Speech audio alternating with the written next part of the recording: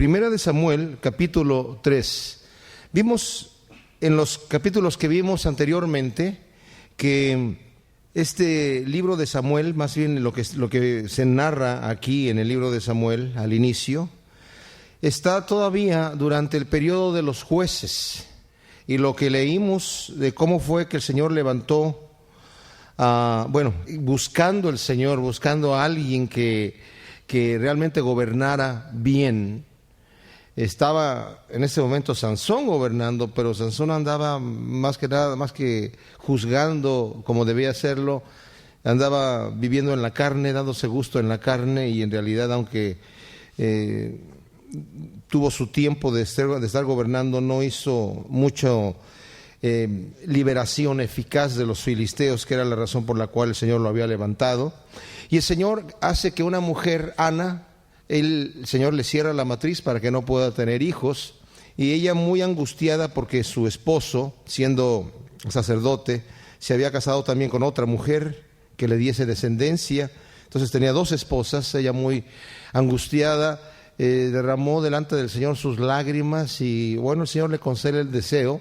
Ella le dice: Señor, si tú me concedes tener un hijo varón, yo te lo voy a dedicar a ti todos los días de su vida. Entonces el Señor le concede eso, y ella lleva a su hijo Samuel. Una vez que ha sido destetado, se lo lleva a Elí, el sumo sacerdote de aquel entonces, y para que se quedara en el templo ya, sirviendo en el templo. Pero también vimos que los hijos de Elí, Ofni y Finés, eran dos hombres verdaderamente perversos. Aunque eran sacerdotes, utilizaban el sacerdocio para enriquecerse ellos mismos, y hacían que las ofrendas que traían la gente a Dios fuesen detestables. A la gente le molestaba traer sus ofrendas delante de Dios, pecado gravísimo, ¿verdad? Que lo vamos a comentar también más adelante. Entonces está este joven Samuel. De acuerdo a la tradición judía, se cree que en este capítulo 3 que vamos a empezar, Samuel tenía aproximadamente unos 12 años cuando el Señor empieza a tratar con él. Él dice que lo visitaba a su mamá cada año que iban a hacer el sacrificio. Era cuando lo veía una vez al año, y le llevaba una túnica ya un poquito más grande, ¿verdad? Porque iba creciendo, y era la única vez que lo veía. Nos dice el versículo 1 del capítulo 3 que el joven Samuel ministraba a Jehová en presencia de Elí, y la palabra de Jehová escaseaba en aquellos días. No había visión con frecuencia. Qué trágico, ¿no? Por la condición moral como estaba el pueblo, el Señor no hablaba. Dios no habla cuando la gente no escucha. Dios, en su soberanía, nos ha dado un mensaje a aquellos que queremos escuchar, pero lo ha hecho de tal manera, no que lo esté ocultando, pero lo ha hecho de tal manera que aquel que no quiere ver, no ve. Cuando el Señor estaba enseñando en parábolas, algunos dicen: no, pues Jesús era el maestro de maestros, y la parábola era una forma tremenda, muy ilustrativa de dar una enseñanza. En realidad la parábola era la verdad escondida, la enseñanza escondida dentro de una ilustración, porque sus discípulos le dijeron al Señor: ¿por qué no hablas claramente a la gente? A nosotros nos estás explicando las parábolas, pero a la gente les hablas en parábolas. ¿Por qué no les hablas claramente? Dice: porque ellos tienen ojos y no quieren ver, y tienen oídos y no quieren oír. Y si no quieren ver y no quieren oír, con la parábola van a tener pretexto para decir: qué locura está hablando este hombre, que el reino de Dios es como el sembrador que salió a sembrar, que el reino de Dios es como el pastor que perdió una oveja y dejó 99 por acá, y el que no quería oír no escuchaba. Bueno, aquí la gente no estaba oyendo a Dios, y porque Dios dice: el que busca encuentra. Dios no se anda presentando a la gente así: aquí estoy, sino el que busca encuentra, el que pide recibe, y el que llama se le abre. O sea que hay que buscar, hay que pedir y hay que llamar. Y el Señor dice que Él dice: al que me buscare de todo corazón me va a encontrar, porque me buscará de todo su corazón. Y aquí la gente no estaba buscando a Dios, ya se habían apartado del Señor, y entonces la palabra de Dios escaseaba. Dios no habla al oído sordo, Dios no se muestra al ojo ciego. y no había visión con frecuencia. O sea, muy rara vez había palabra de Dios o se presentaba, el Señor hablaba al sumo sacerdote, que normalmente debía ser algo frecuente. En este momento no. En realidad no vamos a ver mucho pecado de la parte de Elí aquí, más que el pecado que el Señor lo va a reprender porque no disciplinaba a sus hijos. Dice que aconteció un día que estando Elí acostado en su aposento, cuando sus ojos comenzaban a oscurecerse, de modo que no podía ver por su vejez, Samuel estaba durmiendo en el templo de Jehová donde estaba el arca de Dios. Y antes que la lámpara de Dios fuese apagada, Jehová llamó a Samuel y él respondió, heme aquí. Ahora, donde estaba el tabernáculo, había unos cuartos alrededor, en donde estaba ya había como una construcción en donde tenían el tabernáculo adentro. Y dentro de estos cuartos, en uno dormía el sumo sacerdote y en otro dormía, pues en este caso estaba Samuel, que estaba sirviendo en el templo. Y había una lámpara que se encendía durante la noche, era la única luz que había en el tabernáculo, y esa lámpara se apagaba cuando ya era en la madrugada, cuando salía el sol, entonces apagaban la lámpara, y cuando se volvía a oscurecer, volvían a hacer una ceremonia, lo hacían en forma ceremonial, encendían la lámpara. Entonces, lo que nos está diciendo aquí, que antes de que saliera el sol, en las primeras horas de la madrugada, es cuando el Señor llama a Samuel, y él respondió, heme aquí. Y corriendo luego a Elí dijo, heme aquí, ¿para qué me llamaste? Y Elí le dijo, yo no he llamado, vuelve y acuéstate. Y él se volvió y se acostó. O sea, él escuchó la voz del Señor, pero como nos va a decir más adelante, nunca había escuchado la voz de Dios, creía que era Elí el que lo estaba llamando. Y Jehová volvió a llamar otra vez a Samuel, y levantándose Samuel vino a Elí y dijo, heme aquí, ¿para qué me has llamado? Y dijo, hijo mío, yo no te he llamado, vuelve y acuéstate. Y Samuel no había conocido aún a Jehová, ni la palabra de Jehová le había sido revelada. Jehová pues llamó la tercera vez a Samuel, y él se levantó y vino a Elí y dijo, heme aquí, ¿para qué me llamaste? Entonces entendió Elí que Jehová llamaba al joven. Qué tremendo, o sea, la palabra de Dios escaseaba, Dios no podía hablar con Elí, pero ha encontrado ya el Señor a un hombre que va a escoger él, por medio del cual sí se va a manifestar la palabra de Dios. Entendió Elí que Jehová llamaba al joven y dijo Elí a Samuel, ve y acuéstate, y si te llamare dirás, habla Jehová porque tu siervo oye. Así fue Samuel y se acostó en su lugar, y vino Jehová y se paró y llamó como las otras veces, Samuel, Samuel. Entonces Samuel dijo, habla porque tu siervo oye. Qué tremendo en este momento el encuentro de este niño Samuel. Y Jehová dijo a Samuel, le va a dar una terrible noticia. La primera palabra que Dios va a hablar a Samuel es algo terrible. He aquí, haré yo una cosa en Israel, que a quien la oyere le retiñirán ambos oídos, o sea, de dolor, de espanto. Voy a hacer una cosa espantosa en Israel, y al que la oyere le van a reteñir los oídos. Si nosotros damos vuelta al capítulo anterior, vemos que cuando nos habla aquí del pecado de los hijos de Elí, que robaban de las ofrendas, sacaban de la carne y la pedían que se las dieran cruda, y estaban engordando de las ofrendas del Señor. Aunque los sacerdotes tenían derecho a comer de las ofrendas del Señor, también tenían derecho a comer de las ofrendas los que estaban ofreciendo la ofrenda, pero ellos estaban abusando de eso. Además estaban acostando con las mujeres que estaban velando en el templo. Imagínense ustedes, la mujer viene a hacer oración al templo y estos hombres se aprovechan de ellas. Entonces, el Señor envía, nos dice el versículo 27, vino un varón de Dios, del capítulo 2 estoy leyendo yo, vino un varón de Dios a Elí y le dijo, así ha dicho Jehová, ¿no me manifesté yo claramente a la casa de tu padre cuando estaban en Egipto en casa de Faraón? Y yo le escogí por mi sacerdote entre todas las tribus de Israel para que me ofreciese sobre mi altar y quemase incienso y llevase ephod delante de mí. Y di a la casa de tu padre todas las ofrendas de los hijos de Israel. De su padre está hablando de Aarón y todos los demás descendientes. ¿Por qué ¿habéis hollado mis sacrificios y mis ofrendas que yo mandé ofrecer en el tabernáculo? ¿Y has honrado a tus hijos más que a mí, engordándoos de lo principal de todas las ofrendas de mi pueblo Israel? Por tanto, Jehová, el Dios de Israel, dice: yo había dicho que tu casa y la casa de tu padre andarían delante de mí perpetuamente. Mas ahora ha dicho Jehová: nunca yo tal haga, porque yo honraré a los que me honran, y los que me desprecian serán tenidos en poco.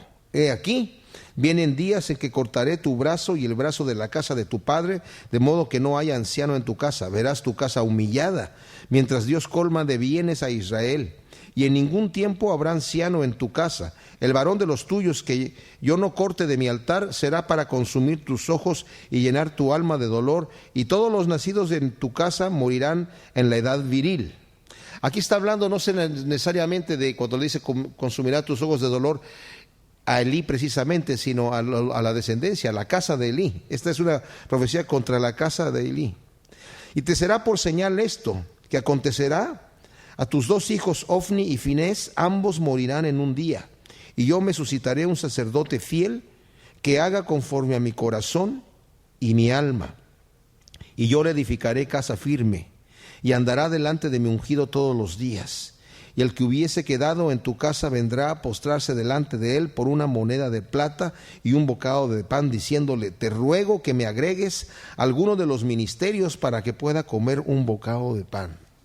O sea, ya estaba advertido Elí por este profeta.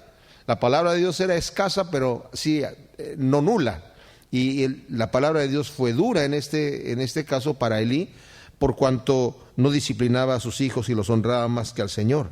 Entonces aquí está hablando el Señor esta noticia al joven Samuel, y le dice: esta cosa que voy a hacer en Israel, al que la oyere le van a retiñir ambos oídos. Aquel día yo cumpliré contra Elí todas las cosas que he dicho sobre su casa, desde el principio hasta el fin, y le mostraré que yo juzgaré su casa para siempre por la iniquidad que él sabe, porque sus hijos han blasfemado a Dios y él no los ha estorbado. ¡Wow!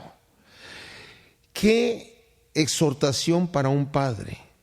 O sea, dice, ellos están pecando. Sí, lo que él fue lo que hizo Elí. Les dijo a sus hijos: oigan, hijos míos, yo no escucho buenas cosas de ustedes. No es bueno lo que escucho. Ustedes están haciendo pecar a Israel. No deben hacer eso, pero no les estorbó a eso. No les estorbó a que no lo hicieran. Y el Señor es muy celoso con eso. Elí debe haber tomado una posición enérgica con sus hijos, aunque ellos fuesen más fuertes que él, porque Elí era un hombre ya viejo, como lo vamos a ver un poco más adelante. Pero el detalle de Elí es que no estorbó a estos hombres. Yo creo que no hay cosa más terrible, no hay pecado más abominable para mí, que un ministro abuse de la obra de Dios y la tome como una fuente de ganancia deshonesta. Por eso la Escritura nos dice que cuando se deben de nombrar obispos o ancianos o diáconos en la iglesia, dice que sean gente que no sean amadores de ganancias deshonestas, porque se van a corromper. Y hoy en día hay muchos ministerios en donde vemos nosotros que hay deshonestidad y que la gente hace las cosas por dinero. Qué cosa tan terrible. Qué cosa tan terrible, que ese deseo que debe de haber en el corazón de la persona de darle a Dios lo que es suyo, cuando lo damos con gozo en nuestro corazón. Qué abominable es ver cuando se pide de una forma exagerada la ofrenda, de manera que la gente va y ya le da a Dios así como: pues aquí está, ya tanto me están pidiendo que aquí va. Yo he ido a campañas en donde se predica: si tú quieres el milagro de parte de Dios, tienes que darle a Dios todo tu dinero. ¡Wow! ¡Qué atrevimiento! Eso no está en la palabra de Dios. Y si tú quieres mostrar tu fe, tienes que sembrar, y sembrar bien. Y yo he visto la gente que de repente lleva a sus enfermos, y estoy viendo a la gente que no tiene dinero. O sea, se ve que es una persona que no tiene ni para comprar una buena ropa. Y está la señora allí con su hijo enfermo. Me acuerdo que una vez en un lugar, no voy a decir el nombre, pero estaba en una campaña y estaba viendo yo a esta señora con su hijo que estaba en una silla de ruedas y así como con pues, mucho dolor y todo, sacó de su bolsa un sobrecito con todo el dinero que tenía, porque si no el milagro no se me hace. ¡Wow! Y si quieres la bendición de Dios, tienes que sembrar todo lo que puedes sembrar. También cuando se predica, tú tienes que darle al Señor para que el Señor te bendiga. Y si quieres que el Señor te dé 100, tienes que darle 10. Si quieres que el Señor te dé 1000, tienes que darle 100. No.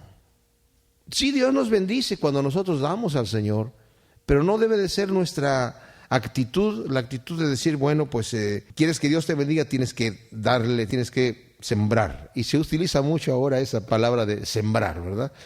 Como si yo sembrara un billete y se diera un árbol de billetes. Es la idea. Pero bueno, y hay gente que tiene muchísimas tácticas y cosas así para explotar a la gente en el reino de Dios. Y es terrible incluso ver a veces en la televisión cómo se pide dinero de una forma exagerada, ¿no? Yo me acuerdo que una vez, acá en Estados Unidos, hace algunos años, aproximadamente unos 12 años, más o menos, por el 92 por ahí, por eso esa época. No sé si ustedes escucharon que se hizo una investigación a varios ministerios acá. Ya había gente que entraba con portafolios, con cámaras ocultas. Y me acuerdo de un predicador que está otra vez funcionando. Su historia era que él fue a una campaña y vio cómo estaban recogiendo dinero y dijo, esto es un muy buen negocio y me voy a dedicar a eso. Y él mismo se autonombró pastor, ¿verdad? Y pues se hizo cirugía y todas las cosas para verse así como un evangelista, entre comillas, en la televisión.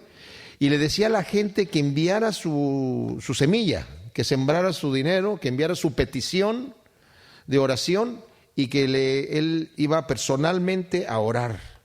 Y dice, dibuja tu mano así en un papel y yo voy a poner mi mano sobre tu mano y voy a orar por tu petición especial. Descubrieron que las ofrendas llegaban al banco. El banco tenía una máquina especial para como escanear el sobre por fuera y sacaban exclusivamente el sobre que traía el cheque o el money order o el billete y lo demás lo tiraban a la basura. Y esta gente que hizo la investigación fueron a recoger esos sobres del basurero y se los fueron a llevar a las personas que los enviaron. Usted envió este sobre al Señor, miren lo que hizo con su petición. O sea, era solamente para chantajear a la gente. Y su ministerio se cayó por un tiempo, pero parece que está otra vez ya por ahí. Bueno, terrible, terrible, terrible. Entonces, aquí el Señor declara el juicio que va a hacer contra la casa de Elí, se lo dice a Samuel. Y pues Samuel me imagino que no quería hablar nada, se asustó, ¿qué hago? Imagínense un niño de 12 años, ¿qué hago? ¿Qué hago ahora? O sea, la visión fue para mí. Entonces, dice justamente el versículo 15, y Samuel estuvo acostado hasta la mañana y abrió las puertas de la casa de Jehová, y Samuel temía descubrir la visión a Elí. Yo me imagino que el pobre Samuel se puso muy ocupado, ¿verdad? Abrir las puertas y a barrer por aquí, limpiar por acá. Y lo ha de haber estado observando Elí, este muchachito me está ocultando algo. Porque ya sabía que el Señor lo estaba llamando. Entonces llamando pues Elí a Samuel, le dijo, hijo mío Samuel, y él respondió, heme aquí. Y fíjense lo sucio de pobre Samuel. Y Elí dijo, ¿qué es la palabra que te habló? Te ruego que no me la encubras.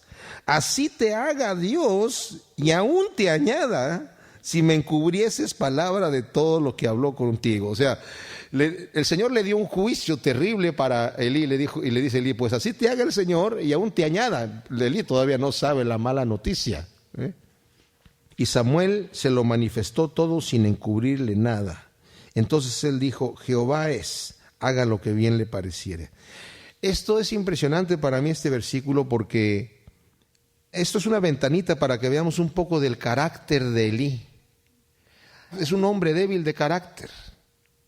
Si a mí me llegan con una noticia así, yo me postro delante del Señor, Señor santo, perdóname.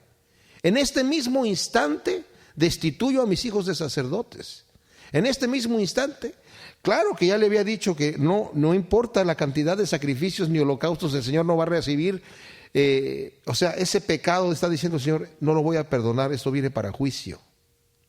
Pero hemos visto cuántas veces el Señor ha traído condenación y palabra de juicio contra las personas y los que se humillan. Por ejemplo, el rey Acab, que era un perverso, y el Señor trajo un juicio contra él porque él quería una viña de Naboth, un vecino suyo, y le gustó, y le fue y le dijo, oye, mira, ¿qué te parece si me vendes tu viña o te la cambio por otra mejor?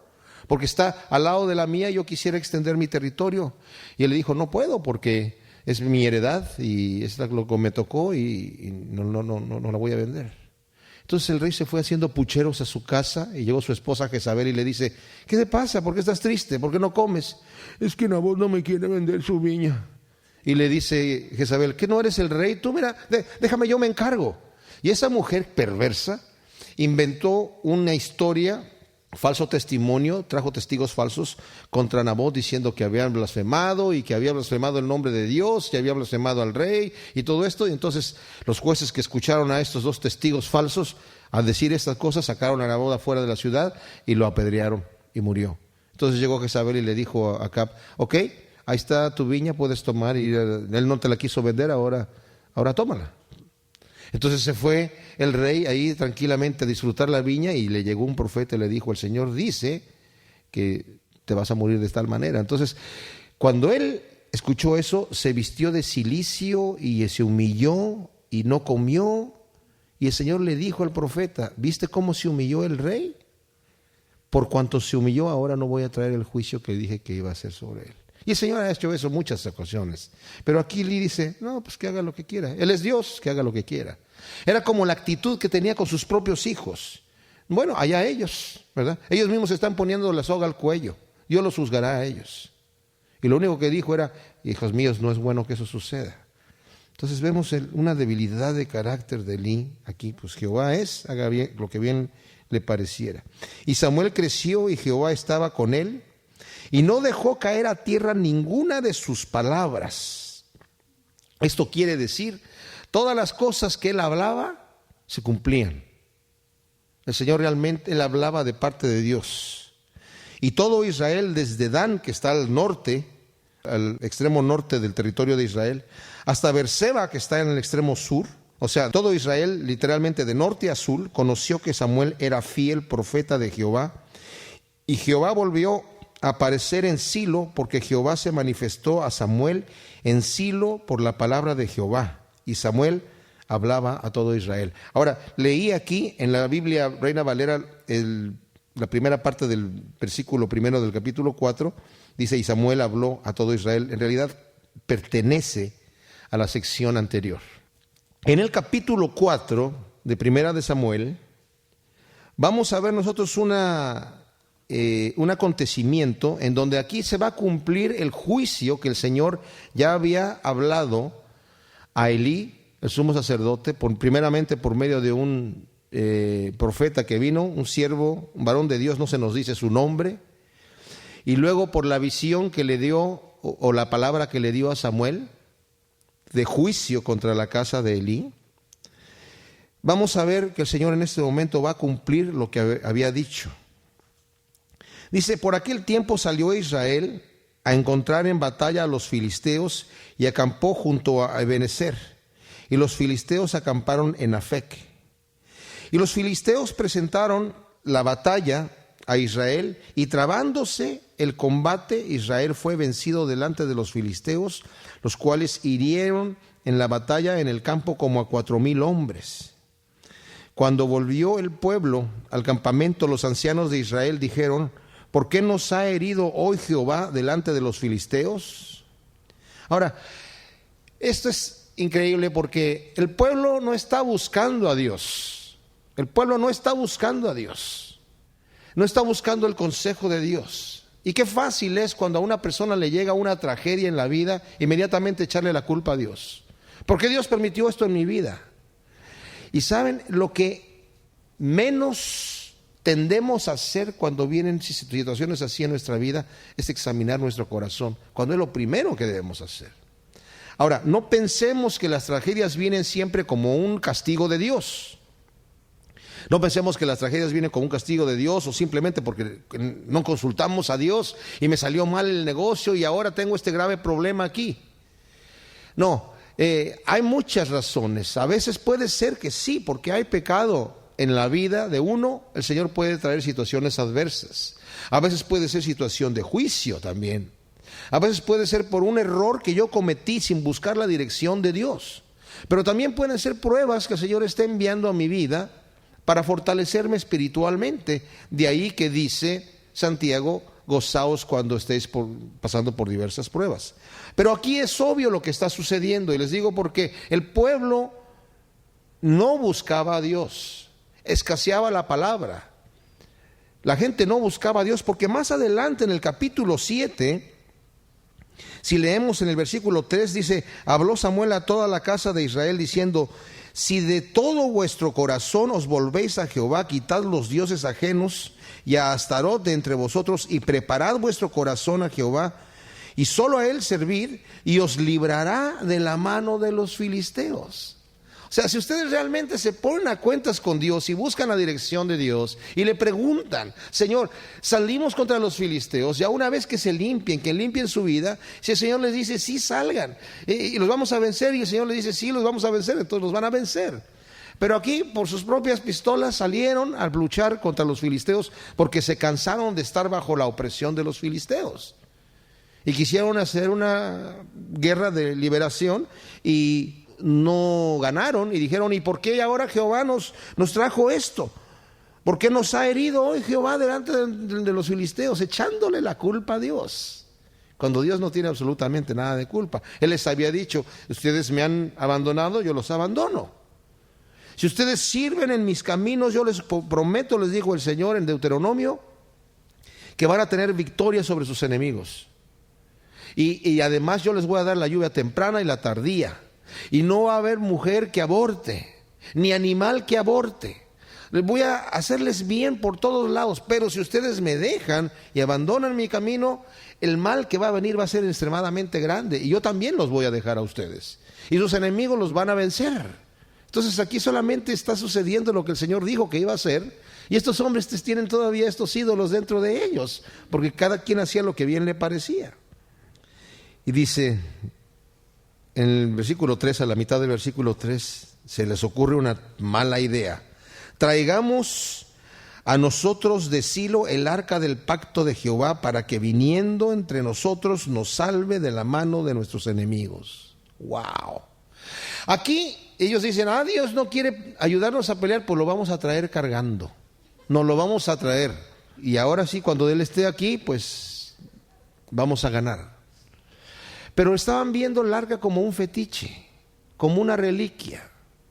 Qué terrible cuando nuestro Dios se convierte en algo que nosotros podemos echarnos en el bolsillo, ¿verdad? O podemos colgárnoslo en el cuello, o podemos cargarlo en las calles. Qué terrible cuando hacemos a nuestro Dios, como dice el Señor, una imagen que tiene ojos y no ve, tiene oídos y no oye, tiene pies y no camina.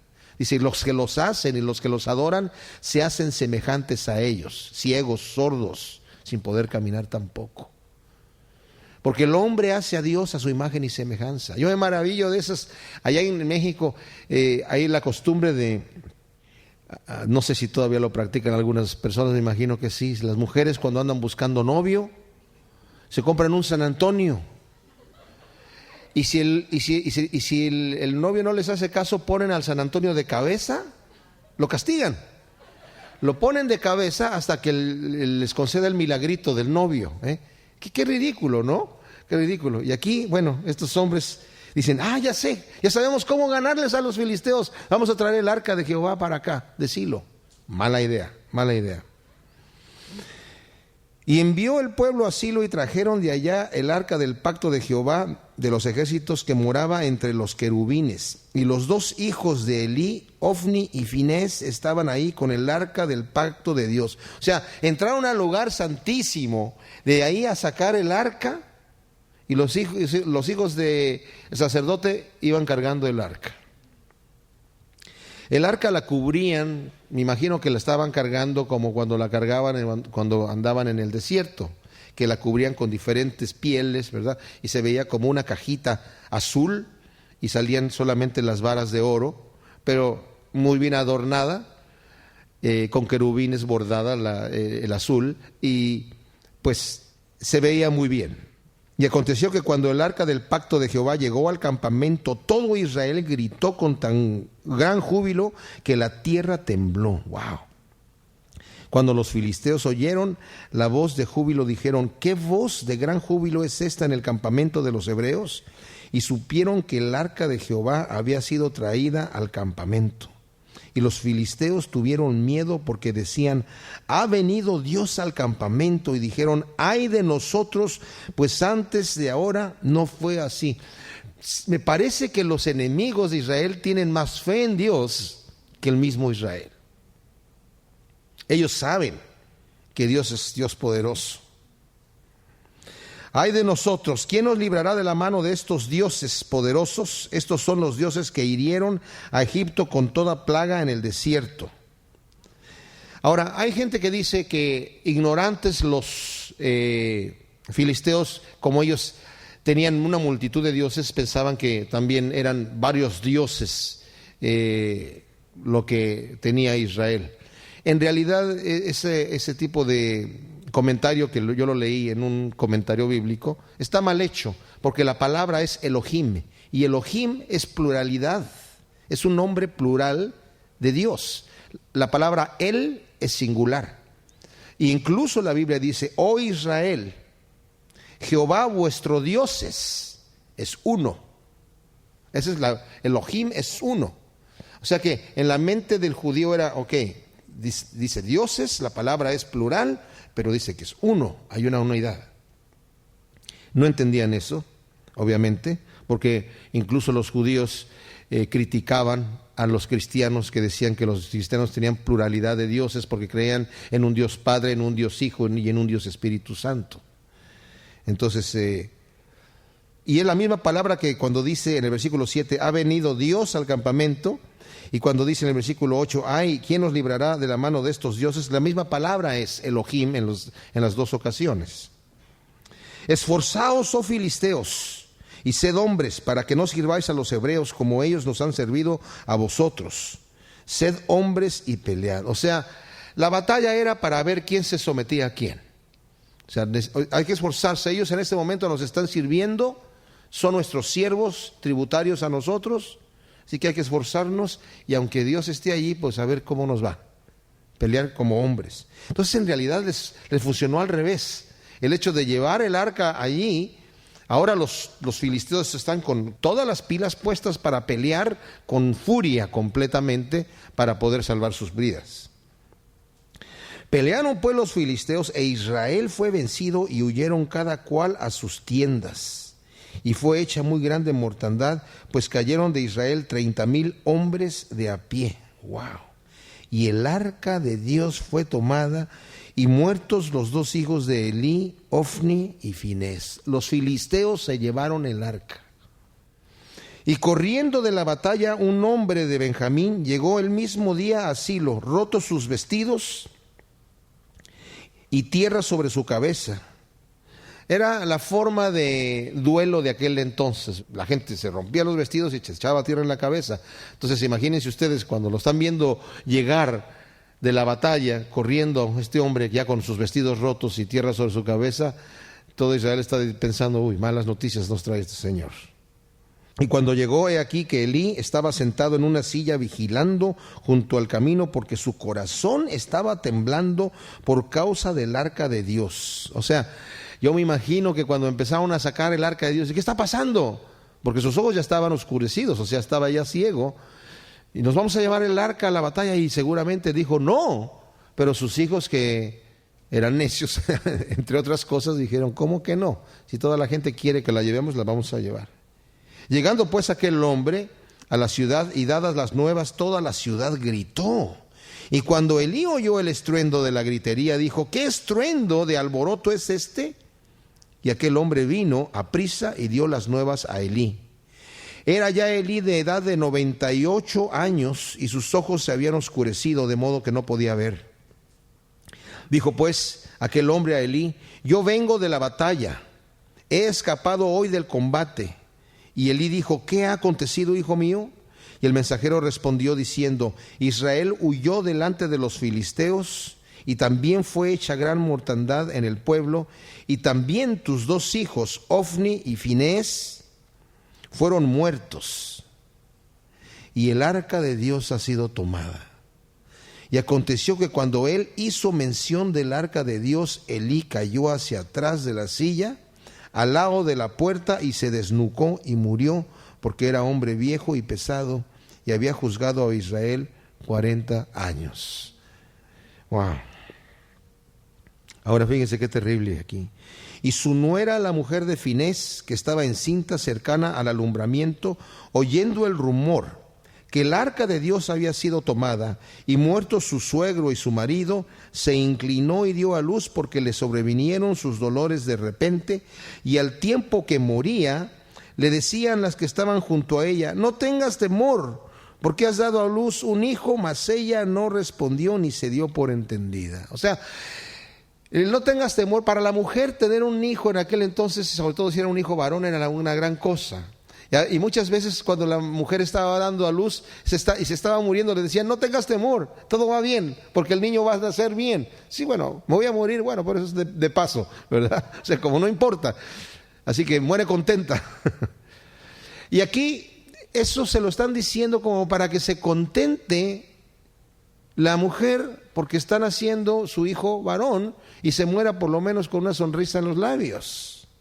Pero a ella no le importa lo que es realmente. Cuando dice aquí, ella no respondió ni se dio por entendida, no le importó escuchar la noticia que estaba escuchando de que estaba dando a luz un hijo varón. No le importó eso. ¿Por qué? Dice aquí: y llamó al niño Icabod, que significa sin gloria, diciendo: traspasada es la gloria de Israel por haber sido tomada el arca de Dios y por la muerte de su suegro y de su marido. Dijo pues: traspasada es la gloria de Israel porque ha sido tomada el arca de Dios. Esta mujer, entendamos esto, porque muchos dicen que la gloria de Dios es la que se fue. No, la gloria de Israel es la que se había ido, porque el arca era la gloria de Israel. Sí representaba la presencia de Dios, pero el Señor no estaba con el pueblo. El Señor no está en lo que aparentemente representa algo físicamente. Dios está con aquel cuyo corazón es recto delante de Dios. Y aquella persona cuyo corazón no es recto delante de Dios puede tener todas las representaciones de Dios presentes, estar en el lugar más santo del planeta, pero Dios está fuera de él. Entonces, cuando los filisteos capturaron el arca de Dios, la llevaron desde Ebenezer a Asdod. Y tomaron los filisteos el arca de Dios y la metieron en la casa de Dagón y la pusieron junto a Dagón. Dagón era uno de los dioses, de los múltiples dioses, múltiples dioses de los filisteos, que tenía la apariencia de una sirena pero con cuerpo de hombre. O sea, era un hombre en vez de ser un cuerpo de una mujer, y la mitad del cuerpo era un pescado. Los sacerdotes de Dagón se vestían con una túnica que parecía la cola de un pescado, y la mitra o gorro que usaban era parecido al que utiliza hoy el Papa, que en realidad es la boca abierta de un pescado. Y cuando al siguiente día los de Asdod se levantaron de mañana, he aquí Dagón postrado en tierra delante del arca de Jehová, y tomaron a Dagón y lo volvieron a su lugar. Imagínense, ponen el arca junto a Dagón y al otro día llegan y ven a su Dios postrado ante el arca de Dios. Tremenda cosa. Volviéndose a levantar de mañana, el siguiente día, he aquí que Dagón había caído postrado en tierra delante del arca de Jehová, y la cabeza de Dagón y las dos palmas de sus manos estaban cortadas sobre el umbral, habiéndole quedado a Dagón el tronco solamente. O sea, literalmente es la parte del pez, era lo único que quedaba ahí, y lo demás, lo que era en realidad el torso y la cabeza y las manos, estaban ahí sobre el umbral. Por esta causa los sacerdotes de Dagón y todos los que entran en el templo de Dagón no pisan el umbral de Dagón en Asdod hasta hoy. Bueno, hasta aquel entonces en donde existía todavía cuando se escribe este libro de Samuel. Y se agravó la mano de Jehová sobre los de Asdod y los destruyó y los hirió, aquí dice, con tumores en Asdod y en todo su territorio. Literalmente dice que los hirió con hemorroides. Tremendo. Y la gente se moría, la herida era tal que la gente moría. O sea, no todo el mundo se moría, pero el que no, le quedaban estas hemorroides. Y viendo esto, los de Asdod dijeron: no quede con nosotros el arca de Dios de Israel, porque su mano es dura sobre nosotros y sobre nuestro Dios Dagón. Aparentemente es entendible, los filisteos y mucha de aquella gente tenían la idea de el Dios de los hebreos, el Dios de los filisteos, el Dios de los heteos. Cada pueblo tenía sus dioses o su Dios. Pero nosotros vemos la fe de Rahab y la fe de Ruth, que siendo extranjera, siendo una de Moab y la otra de Jericó, creyeron en el Dios verdadero y se fueron a servir al Dios verdadero. Y el Señor vio eso, y vio esa fe y las exaltó. Pero aquí los filisteos, en vez de darse cuenta, oye, nuestro Dios Dagón no tiene ningún poder sobre el Dios de los hebreos, entonces nosotros mejor nos convertimos al Dios de los hebreos. Pero no, solamente dicen, hay que llevarse el arca a otro lado porque aquí Jehová le está pegando a Dagón y a nosotros también. Convocaron pues a todos los príncipes de los filisteos y les dijeron: ¿qué haremos del arca del Dios de Israel? Y ellos respondieron: pásese el arca del Dios de Israel a Gat. Eran otras de las ciudades que habían conquistado los filisteos de Israel, y ya estaba habitada por los filisteos. Y pasaron allá el arca del Dios de Israel, y aconteció que cuando la habían pasado, la mano de Jehová estuvo contra la ciudad con gran quebrantamiento, y afligió a los hombres de aquella ciudad, desde el chico hasta el grande, y se llenaron de hemorroides. ¡Wow! Les va a empezar a caer la moneda un poquito a los filisteos, a entender que no les conviene tener el arca allí. Entonces enviaron el arca de Dios a Ecrón, y cuando el arca de Dios vino a Ecrón, los ecronitas, que también eran filisteos, dieron voces diciendo: han pasado a nosotros el arca de Dios de Israel para matarnos a nosotros y a nuestro pueblo. O sea, salieron a decir ellos: aquí no la traigan, aquí no vayan a meter esa arca, porque ya escuchamos lo que les pasó a ustedes. Así que no hagan eso. Entonces enviaron y reunieron a todos los príncipes de los filisteos diciendo: enviad el arca del Dios de Israel y vuélvase a su lugar, y no nos mate a nosotros ni a nuestro pueblo, porque había consternación de muerte en toda la ciudad, y la mano de Dios se había agravado allí, y los que no morían eran heridos de hemorroides, y el clamor de la ciudad subía al cielo. Vamos a ver en el siguiente capítulo que van a enviar el arca de Dios a Israel otra vez, que es lo bien atinado. Y el Señor en este momento tiene amor por su pueblo Israel. Saben que su pueblo ha cometido el gravísimo error de volverse en contra de Dios. Sabe que hay pecado también allí en Israel, pero el Señor siempre da segundas y terceras oportunidades. Entonces el Señor dice: no, esa arca tiene que regresar nuevamente. Ya no está Elí, ya no está Finés, ya no está Ofni, pero el Señor va a empezar a manifestarse en la vida de Samuel, que como ya leímos, no dejaba caer ninguna de sus palabras a tierra, que quiere decir, se le cumplía todas las profecías que decía, y empezaba ya, no sabemos cuánto tiempo ha sucedido en este momento, desde que le fue dado el aviso a Elí por parte primero del profeta, que debe haber sido unos cuantos años antes del aviso que le dio Samuel. Pero, como dije, desafortunadamente Elí no se arrepiente delante de Dios y no hace nada.